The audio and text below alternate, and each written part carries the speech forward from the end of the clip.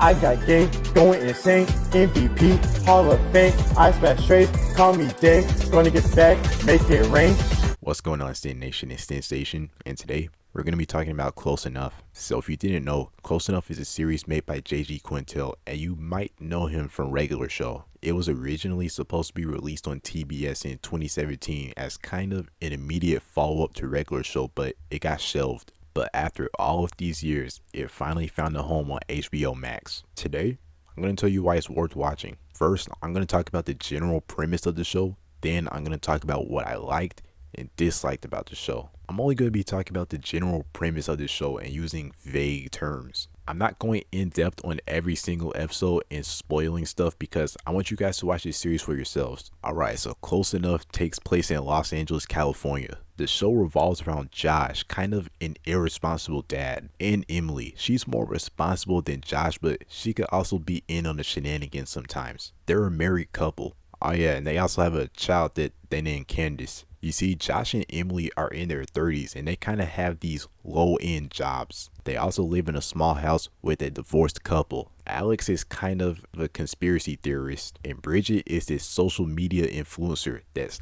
always on her phone. I guess this is the perfect time to mention the other main characters. There's Pearl, the landlord of these houses that they live in, and there's Randy, the adopted son of Pearl. Not much to say about them. They're main cast, but they're more background characters, especially in the first season. Anyways, back to Bridget and Alex. Josh and Emily live with them to save money so Candace can go to this expensive school. This begs the question, why are they even living at Los Angeles if they can't afford it? And it's simple, they really care about Candace. Of course they have episodes that aren't related to this, but that's kind of the general premise of the show. Take care of Candace while dealing with adult problems. The episode structure is basically just like Regular Show. One small everyday situation or inconvenience turns into an unrealistically chaotic problem. It's just that this time around, the problems are more adult centered, and I guess they're supposed to be relatable if you're, say, 30 years old. Alright, here I'll talk about things that I liked about the series so far. Honestly, I only have one thing that I really liked about Close Enough, and it kind of trumps everything that I disliked. It's the animation. I just like the seamless transition from Regular Show. I like the familiarity. I guess a negative you can say about the animation is that since it's so similar to Regular Show, then it kind of makes it hard to differentiate and separate itself from Regular Show. Even now, the show kind of gets labeled as Regular Show 2.0. But that was just me playing devil's advocate because I know some people kind of feel this way. Personally, I like the animation and I like that they didn't try and experiment with something new. I'd even argue that Close Enough's success is because it looks so similar to Regular Show. I think it's the biggest draw for the show, and at least it's coming from the creators of Regular Show. It's familiar and similar to an already successful show, so I think that's a positive. Now for what I disliked. I never thought that anything was flat out bad, but I had some things that are kind of tweeners in the middle. Sometimes it's good, sometimes it's not. First, we have to talk about the jokes, the comedy. In the first season, I was kind of mixed on the humor. Sometimes I actually kind of like the humor. But here's the thing, it's an adult show and I know that they had to scale up the humor to acknowledge their adult audience. But some of the adult humor feels kind of forced. It feels like they know that this is supposed to be an adult show, so they kind of say swear words or make adult jokes where they don't really fit in just because they can. Sometimes it's just so in your face that this is an adult show and it kind of takes away from the comedy. Now I said season 1 because that's a season 1 problem. In season 2, I kind of feel like they noticed that. I felt like they came into their own and kind of toned it down a bit. The jokes were more subtle rather than in your face. I'd like to see them stick with something close to season 2's comedy and kind of enhance it as the series goes on.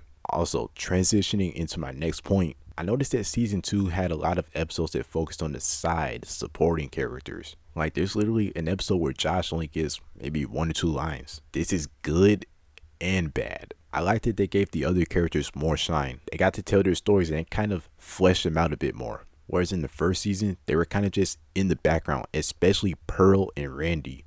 What I disliked is that they pushed Josh to the side. It feels like we barely got to see the guy in this season.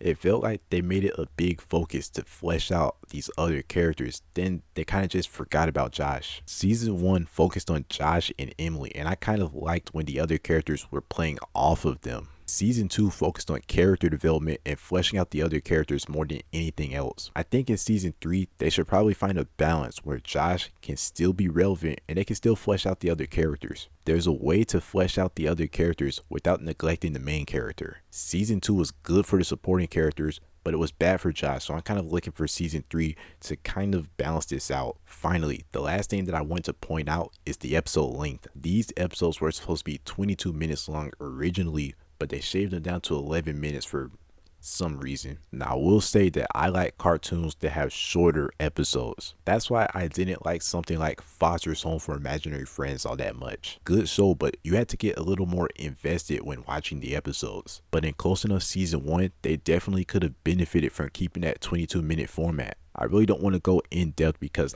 I want you guys to watch it on your own. I'm just saying that some of these episodes feel weird because there was cut content. Sometimes there's whole B plots or secondary plots that barely get any explanation because they were cut out. Now, this is only a Season 1 negative because in Season 2, I felt like everyone was on board with the whole 11 minutes an episode thing, so they kind of adjusted to it well. So this is barely an issue. I just wanted to point that out for the first season specifically. Final thoughts? So far, Close Enough is shaping up to be a good show. Of course, they have some areas that they can probably perfect, like the comedy. They can also probably work on a more balanced season where everyone gets their shine, but give them some time. This is only their second season. It's a shame that this show is kind of in the shadows of Regular Show and it doesn't get more recognition. Look, Regular Show is considered one of the best cartoons. No, one of the best shows of the 2010s. Although I don't think Close Enough has a chance to live up to the legacy of Regular Show, I can still see it having its run and being a successful show if they play their cards right. But those are my thoughts on Close Enough. What are your thoughts on Close Enough? Liked it? Disliked it? Feel free to explain. But alright, that's going to be the vid. My name is Sensation and we're out of here. Peace. Some way,